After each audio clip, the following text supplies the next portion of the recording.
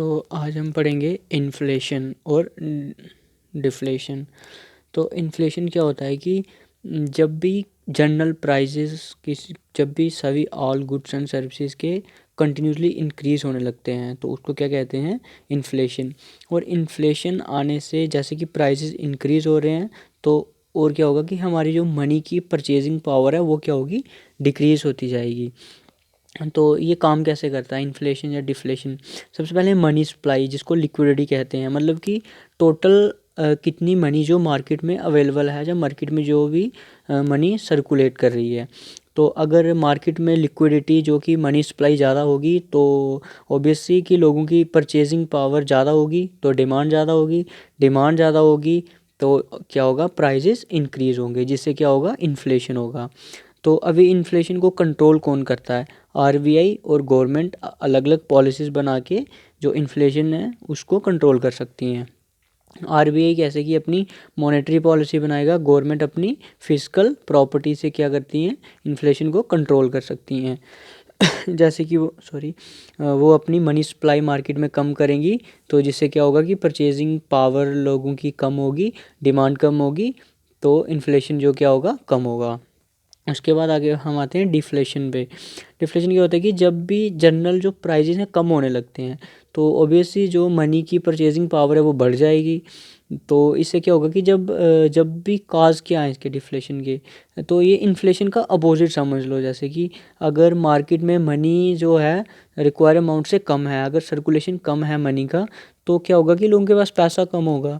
जब पैसा कम होगा तो उनकी डिमांड कम होगी, डिमांड कम होगी तो ऑब्वियसली सप्लाई भी कम होगी। तो ये भी कंट्रोल करती है आरबीआई और गवर्नमेंट। और अगर इसको कैसे कम किया जाएगा, अगर मार्केट में मनी सप्लाई बढ़ेगी तो क्या होगी, जो डिफ्लेशन क्या होगी, कम हो जाएगी। तो impact of inflation and deflection on economy पे इसके क्या असर पड़ते हैं। तो ये ग्राफ है जो स्ट्रेट लाइन रिप्रेजेंट कर रही है हमारा जो क्या है, जो aggregate demand is equal to aggregate supply, मतलब जितनी डिमांड आ रही है उतनी ही सप्लाई है। तो क्या इकॉनमी एक कंटिन्यूसली स्ट्रेट लाइन में शो कर रही है। देखो जब ना हमारे पास डिमांड ज़्यादा होगी, जब demand is greater than aggregate demand, यहाँ पे चाहिए कि ये एक माइक्रो इकॉनमी की नहीं, मैक्रो इकॉनमी, मतलब पूरे एक नेशनल लेवल पे बात कर रहा है। तो एग्रीगेट डिमांड है, जब जब सप्लाई से ज़्यादा होगी तो ऑब्वियसली इन्फ्लेशन आएगा। तो क्या तब क्या होगा, वो अपनी पीक पे होगा। तो इन्फ्लेशन कब होगा, जब डिमांड हमारे पास ज़्यादा होगी और सप्लाई कम होगी। और से सेम डिप्रेशन में जब हमारे पास डिमांड कम होगी और सप्लाई ज़्यादा होगी, तो तब क्या होगा, जब हमारी कंट्री डिप्रेशन में है। तो ये जो ग्राफ का बीच का पोर्शन है ये रिप्रेजेंट करता है रिसेशन जैसे कि रिसेंटली हमारी इंडिया में थोड़ी रिसेशन की कंडीशन है। बहुत सारी कोविड के बाद बहुत सारी कंट्रीज़ में रिसेशन की कंडीशन आ गई है। तो इन्फ्लेशन से और क्या होगा, देखो जब इन्फ्लेशन आया है तो डिमांड ज़्यादा है, सप्लाई कम है।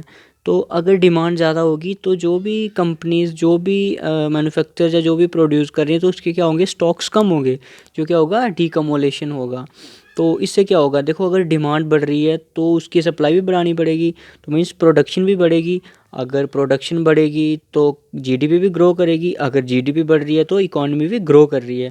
तो प्रोडक्शन बढ़ाने के लिए उनको देखो अपनी जो भी रॉ मटेरियल बढ़ाना पड़ेगा, एम्प्लॉयमेंट बढ़ानी पड़ेगी। उससे क्या होगा, इन्फ्लेशन से कहीं ना कहीं एम्प्लॉयमेंट भी इंक्रीज़ होगी। तो डिफ्लेशन से क्या होगा, देखो अगर डिमांड कम आ रही है और सप्लाई ज़्यादा है तो क्या होगा, स्टॉक्स बढ़ जाएंगे, क्योंकि डिमांड ही कम आ रही है। जो जो प्रोड्यूस कर रहे हैं वो तो स्टॉक करके रख रहे हैं, स्टॉक्स बढ़ जाएंगे, जिसको क्या बोलेंगे, एकमोलेशन। और अगर स्टॉक्स बढ़ रहे हैं तो डिफ्लेशन में वो क्या करेगी, कंपनी जब प्रोडक्ट जो भी वो क्या करेंगे, अपनी प्रोडक्शन को कम करेंगे। अगर प्रोडक्शन कम होगी तो जीडीपी कम होगी, जीडीपी कम होगी तो इकॉनमी कम होगी, और उसी से प्रोडक्शन कम हुई तो एम्प्लॉयमेंट भी कम होगी, मतलब अनएम्प्लॉयमेंट बढ़ेगी।